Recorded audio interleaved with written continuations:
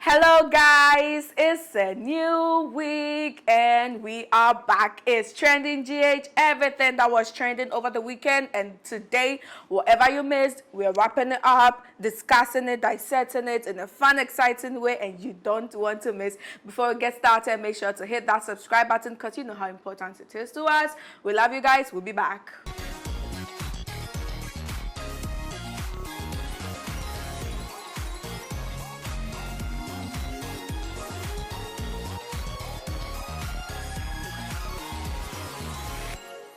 Hi guys, welcome back. So there's quite a lot of things that happened over the weekend. I mean, even though there are new stuff, the weekend one was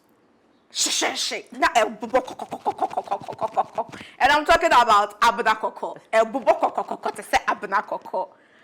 If you guys missed what happened, we already know Auntie Abuna. She always comes with the juice and the details, but this time not a explosive, too intensive for Ghanaians. But I feel a lot of people are, ignoring the important aspect of her expose, if I should say, and focus more on she's left with 100 men and it was this celebrity and this celebrity. She addressed quite a lot of things that I feel like a lot of people should draw attention to. For example, is the fact that, for as young as 5 years, she was being exploited by a 13-year-old neighbor. And guys, honestly, that would definitely have an impact on your life, being exposed to sex at such an early age. Or Z, what do you think? Yes, I agree with the fact that you mentioned earlier on that we were not particularly interested in the other things that she talked about, but then our focus was on the ADAD one seminar. But yes, as early as 5, any child who has been introduced to sex at that age definitely is going to be a traumatic experience for you, and it's going to be with you for the rest of your life. It's going to influence how you see men, how you view sex, and all of that. And I think for Abuna Koko, we all know what her problem is. She has a mental disease. She's bipolar, and when she relapses, she comes on social media to have these streaks of, explosive things. Of course, Ghanaians were interested in the 100 men and the KODs and then Konkonsa. Which we need to talk about, because the fact that she mentioned that KOD, even came in with the pretense of he also has, a mental thing, like it's all alleged according to Abuna Koko. And a lot of people are like, okay, so is this what the men are doing in the industry? I believe her.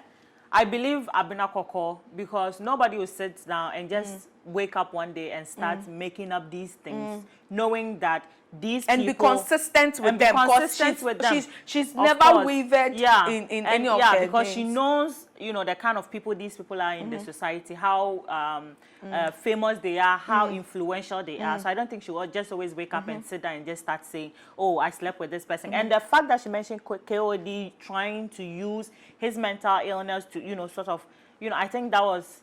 If it is true, which I believe, that was so low on his part, because this person is suffering, and you go in the pretense of trying to help her when all you wanted was to just tap that ass and go your way. But for me, I think what really stuck with me throughout the whole thing, I mean, the other aspects, funny enough, I didn't even listen to the full thing, but the aspects on social media that, just caught my attention was the part where she was, in deep tears and sorrows about how even her friends had to call and say, delete our photos because it might affect my job seeking opportunities. How she experienced, the psychiatry hospital for the first time. I mean, it was just so emotional. Very emotional. Now, I saw a comment by someone on her page. Today, she's come back to do a new video stating that on Friday, what happened on Friday, it was a relapse. So she wasn't even in the right frame of her mind, and it was a relapse. And she woke up today and she saw the video and she was like, oh my God, this is what I did. It wasn't my intention, but this is what happened.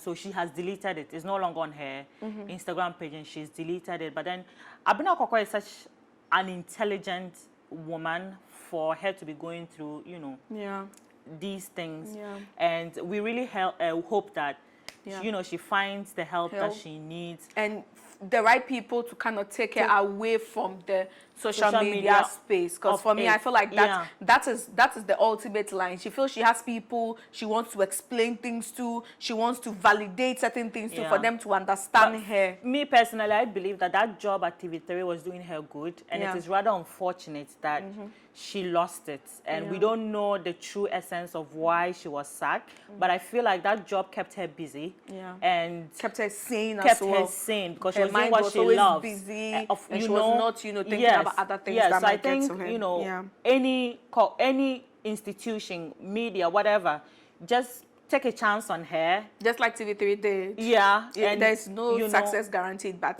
take the chance. Exactly. Just take a chance on her. Give her something to do to keep her mind busy, so we wouldn't be getting any of these explosive exposés, because they are really quite shocking. So moving on to our next trending story, Trini Jonas seems to have taken over the social media space and is not backing down. I'm just not tired of it. I said we watch a crowd. Watch you see? Because Ghana, the over 1 year. Now call, but I said Trini Jonas it's because of the yeah. It's because of the yeah. But yes, Trini Jonas is still trending. So from one fight to another, after fighting with the whole Asante Kingdom, he's back fighting with Shatter Movement. And I think Shatter Movement is going to silence him quicker than... You think so? Yeah. A whole kingdom with sub-chiefs threatening him, didn't silence him. Shatter Movement is going to silence him. Okay, so I hope so. I really want that. We all remember the saga between Shatta Wale and the contractors who were, doing their job, and he went to sort of distract their job. So yes, Trini Jonas, in a very explosive video on social media, of course, decided to give it to Shatta Wale. Excuse me to say, but I'm just quoting Trini Jonas for you guys. Very vulgar words on Shatta Wale, trying to, reprimand him for doing what he did. But yeah, Shatta is not taking it lightly and saying that my guy, the fact that watch our social media, ask them, let them tell you.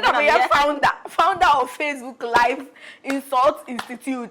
If you joke, I will silence you. I will make you go dead on this social media within a minute. And I think Shatta can do that. I don't think so. Like I said, do you think they're on the same level between the two? The only difference is Trini Jonas is international based and Shatta is local based.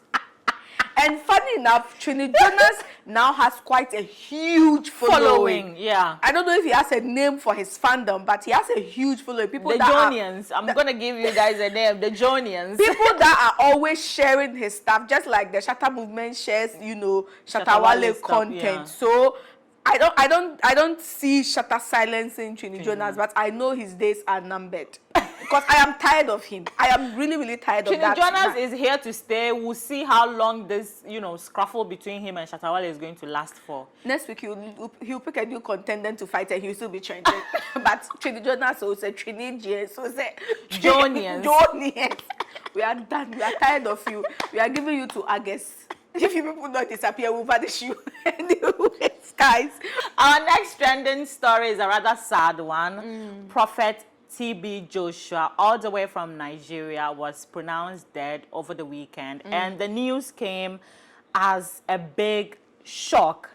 We've had so many shocks, but this one was really big. I don't know why it was a shock, though, because, of course, every human being is going to die. But if you're a human being that can see the future, prophesy people's goodness and bad and all of that, people felt that... Like he was immortal. At a point. At a point, they thought he was immortal. Yeah. But sadly, he's not. He's not human. Yeah. And if anything of what they are saying about his last words or his last meeting with his ministers is true, then let's say he knew he was going to die and he was prepared for it. Well, according to reports, 2 months before he had a stroke, he was flown out to Turkey to seek medical assistance, and then he returned, and unfortunately, he couldn't make it. So people are saying he might have predicted. We don't know. But then the conversation surrounding his death was the fact that, as you mentioned earlier, people were saying that how is someone who has been given anointing oil, water, and all those people healing the sick, how was he not able to heal himself of stroke? Had to And also, it's quite mind-boggling because, you know, when you watch the sermons on TV, it's always about telling people to come and seek God's favor, come and seek healing from him. But when it came that he needed healing, he went to Turkey to go and seek medical healing. Yeah, so that was, Think about you know, the sort of conversations that have sparked. But, you know, after the death, the news of his death, his synagogue members trooped to the synagogue to, you know, wail and weep for their prophets. Anyway, that just tells us that there's God and there's science. Choose which one you believe in. Facts, facts upon facts. Guys, we are ending today's trending GH with some trending news still in Nigeria because we in Nigeria are like blood. You see, we are broad niggas, akatafor. Whether we love them or we hate them. We love to hate them. We love to hate them. We are always in their business. They are always in our business. Yeah. So this news really doesn't just affect Nigerians. It affects Ghanaians as well. It affects the whole world. I think. Yeah, because everyone is tweeting about interesting enough people that you wouldn't even expect to be interested in something. They're all tweeting. I mean, as long as it deals with, you know, the freedom of speech, of course, it's going to feel like that. So, guys, news, you know, broke. Twitter deleted a tweet by Buhari. The government didn't take it lightly. Said they were going to ban, and shockingly, it got banned because the following day people were tweeting from VPNs, and you see people saying that switching between VPNs to just tweet or see the TL is exhausting. But like Z said, the whole world is outraged that, you know, a micro-blogging site that, you know, people used to get information, express themselves, can just be shut down because of one single tweet of the president that was deleted. Imagine if it happened in the US before all of Trump's, you know, consecutive That was what I was just about to say, because Trump was taken off Twitter because of some of these things. And has been banned on Facebook till 2024. 2024. And look at us in Africa down here, and you think you're above the law. Then they tweet you. They just deleted the tweet. They didn't even ban you or ban you. Anyway, shocking enough, they made the Twitter suspension announcement on Twitter. Congratulations. Niger never go carry last. They never go carry last. But yes, of course, it is very sad that Nigeria has decided to take this, you know, route. There have, over the last few months since the End SARS movement, there have been myriad of problems in Nigeria, from genocides, kidnapping, and all these things. And I think the social media platform was one of the ways people were using to interact, to sort of, you know, if someone goes missing, they can find a person through Twitter. You know, so all of these things are in Twitter, in a way, is helping, you know, in your country. So why decide to ban it from their country? But of course, I saw a post, a fact check, that since within 24 hours when Twitter was banned in Nigeria, the Nigerian government lost 6 billion cedis. Because if companies can't communicate with their consumers, even to the extent of banning, you know, broadcast stations to, you know, not even own Twitter accounts at all. They shouldn't put out news through their Twitter channels. Is this a dictatorship? It's getting scary. It's getting scary in Nigeria. Anyways, Nigeria don't they carry last. So make them find them a solution to them problems. VPN all the way.